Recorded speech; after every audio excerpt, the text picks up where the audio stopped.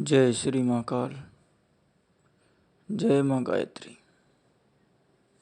माता रानी आप सभी का कल्याण करें और सभी को सुखी रखें। बात करते हैं साधना कैसे करनी है, तांत्रिक कैसे बनना है, उस बारे में। साधनाएं तो हर किसी के पास मिल जाती है, हर कोई दे देता है, ऐसे करनी है, वैसे करनी है, वो करनी है। लेकिन ये एक अलग रास्ता है थोड़ा। इस रास्ते में आगे बढ़ने के लिए क्या करना चाहिए, अगर ज़्यादा प्रसिद्ध होना है तो कौन सी साधनाएं करनी चाहिए, सात्विक या तामसिक कैसी साधनाएं करनी चाहिए, तो इस विषय पर थोड़ी बात करेंगे। अगर मान लीजिए किसी को जल्दी में प्रसिद्ध होना है या छोटा मोटा तांत्रिक एक बार बन के फिर बड़े तंत्र की ओर बढ़ना है, तो क्या करना चाहिए। या फिर केवल ऐसा कोई इंसान है जिसको केवल भक्ति भाव ही करना है कि भैया मैं तो केवल भक्ति भाव ही करना है, तो उनको क्या करना चाहिए। साधना के अलग अलग रूप है, अलग अलग प्रकार है, अलग अलग तरीके हैं। अगर मान लीजिए किसी को ज़्यादा प्रसिद्ध होना है और उसको साधना क्षेत्र में तांत्रिक बनना है कि भाई मुझे आसपास में लोग भी जाने, मेरे पास लोग भी आए और कुछ न कुछ मैं उनका निपटान कर सकूं। अगर उनके बारे में कोई जानकारियों की अगर जानकारी रखनी है, उनके क्या हुआ है, कैसे हुआ है, तो उनको क्या करना चाहिए। या फिर उनको केवल ठीक करना है कि भाई उनके ये रोग है उसको ठीक ही करना है, उनको क्या करना चाहिए। या फिर किसी को ऐसा होता है कि यार उसका पता भी लगाना है और उनको ठीक भी करना है, तो उनको क्या करना चाहिए। पहले तो अपने को क्या करना चाहिए कि उनके पास में क्या शक्तियाँ, उनके क्या बिगाड़ रही है, उनका क्या समस्या है, इस चीज़ का पता करना चाहिए। जब अपने को इस चीज़ का विशेष पता नहीं है और अपन सीधा ही उसको ठीक करने पे आ जाएंगे, अब है वो क्या उसका विशेष पता नहीं है अपने को। भूत है, प्रेत है, देव है, यक्ष, क्या लगा हुआ है उसको कोई पता नहीं है, और अपन केवल उसको झाड़ा टपाटा करके डायरेक्ट ही कि भाई चलो ठीक हो जाएगा, धांगा बांध लेते, वो कर लेते, तो फिर उसका क्या मतलब रहेगा कि अपने को क्या पता था कि उसके अंदर क्या समस्या थी या क्या समस्या बनी हुई है या क्या समस्या आगे होगी या रहेगी। तो ऐसी चीज़ों का पहले पता करना ज़रूरी है। तो तंत्र क्षेत्र में ये पहले सीखना चाहिए कि उनका पता कैसे करें। अगर उनका पता करेंगे तो फिर धीरे धीरे धीरे उनको वापस शांत करने के भी तरीके अलग अलग होते हैं, उनको अपनाना पड़ता है।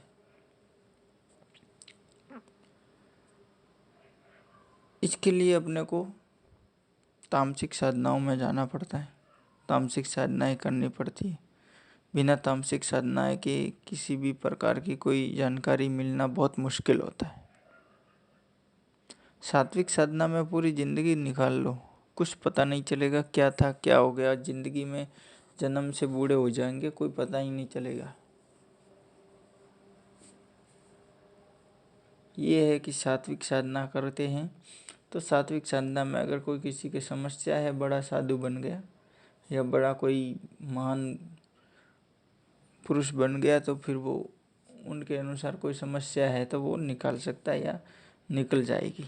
लेकिन उसका वास्तविक पता चलेगा तब उसको कोई चाहता है कि भाई ये वास्तविक पता क्या है उनका, वो वास्तविक कौन सी शक्ति थी उसका पता चलाना है, तो वो मुश्किल है उसका पता चलना। उसके लिए फिर तामसिक शक्तियों का सहारा लेना पड़ता है। आजकल तामसिक शक्तियाँ तो हर छोटी मोटी हो गई है। कहीं भी माता जी का स्थान होता है तो वो भी तामसिक शक्तियों में ही ज़्यादातर आते हैं, क्योंकि उनको भी ज़्यादातर लोग हर क्षेत्र में शराब है, मीट है, बकरे है, यही बस भोग देते हैं। और दूसरी बात, तामसिक और सात्विक में क्या फ़र्क है, जिससे कुछ न कुछ के बदले कुछ हो जाता है तो वो तामसिक ही हो गई ना।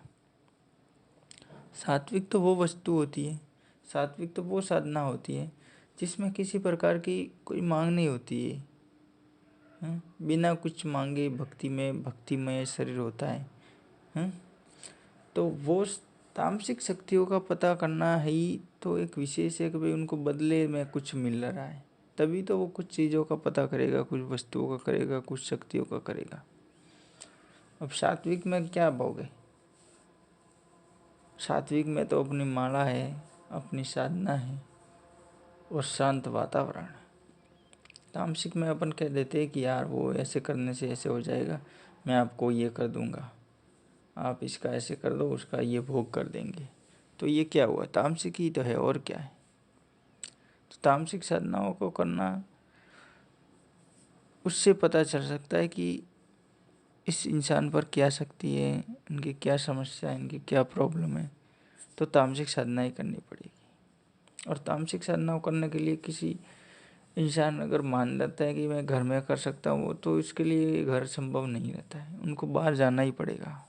कुछ दिन उनको बाहर रह के आना पड़ेगा, किसी का संग करना पड़ेगा, या खुद को एकांतवादी बनाना पड़ेगा। कोई खुद की कोई जगह है बाहर, कहीं खेत है, कोई किसी भी ऐसी जगह पे, तो वहाँ रह के ये साधनाएँ कर सकता है।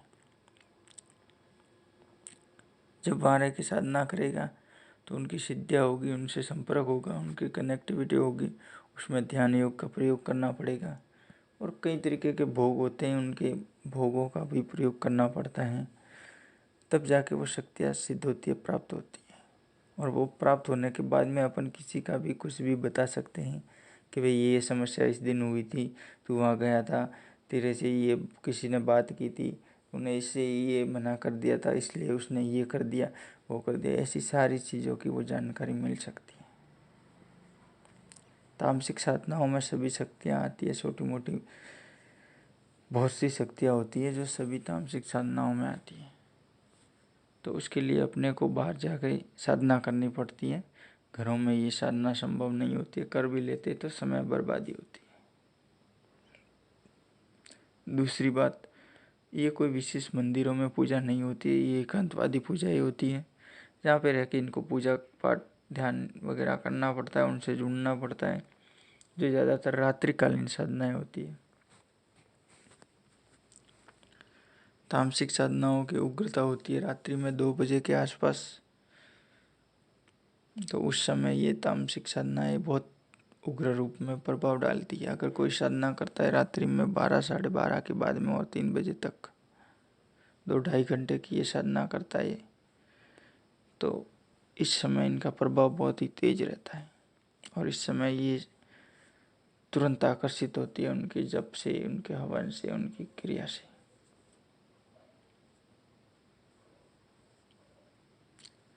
सात्विक साधना में आप सुबह 4 बजे के बाद में, सुबह 4 बजे उठ जाइए और उस समय के बाद में आप कोई भी साधना माला है जो करते रहिए, वो सात्विक साधनाएँ होती हैं। संध्याकालीन सात्विक साधनाएँ कीजिए। तामसिक साधना अगर सीखना है, उसमें आगे बढ़ना है, तो रात्रिकालीन अपने को समय बिताना पड़ेगा। रात का समय उनके लिए सर्वश्रेष्ठ होता है, क्योंकि वो अंधेरे की माया है, अंधेरे की, उनको अंधेरा ही पसंद रहता है। तामसिक साधनाओं में उसमें डर भी लगता है, सब कुछ होता है, लेकिन सिद्धि करनी है तो डट के बैठना पड़ता है, कोई कुछ नहीं बिगड़ता है। तब जाके पता चलता है कि किसके ऊपर क्या था, किसी ने क्या किया था, और उनके मैं कैसे उनको सही ढंग से उसका निपटान करूँ, ये सब उसमें पता चल जाता है। अगर कुछ बनना है, सीखना है, तो इस तरीके से प्रयोग करना पड़ेगा, समय को इस प्रकार से प्रयोग करना पड़ेगा, तो ही इस क्षेत्र में आगे बढ़ सकते हैं। केवल 1-2 साधनाएँ 1 दिन की, 3 दिन की ऐसे करने से कुछ नहीं होता है। ठीक है, अपने स्थान खुद का होता है, तो वहाँ पे उसका प्रभाव हो जाता है कि भाई अपने कोई आसपास है या अपने खुद पर कुछ हो रहा है, तो वो थोड़ा बहुत निपट जाएगा। लेकिन अगर प्रसिद्ध होना है और कुछ करना है, तो फिर कुछ समय के लिए बाहर रहना पड़ेगा, घर से अलग रहना पड़ेगा, तब जाके इनकी सिद्धियाँ मिलेगी। इस तरीके से कीजिएगा, सफलताएं जरूर मिलेगी।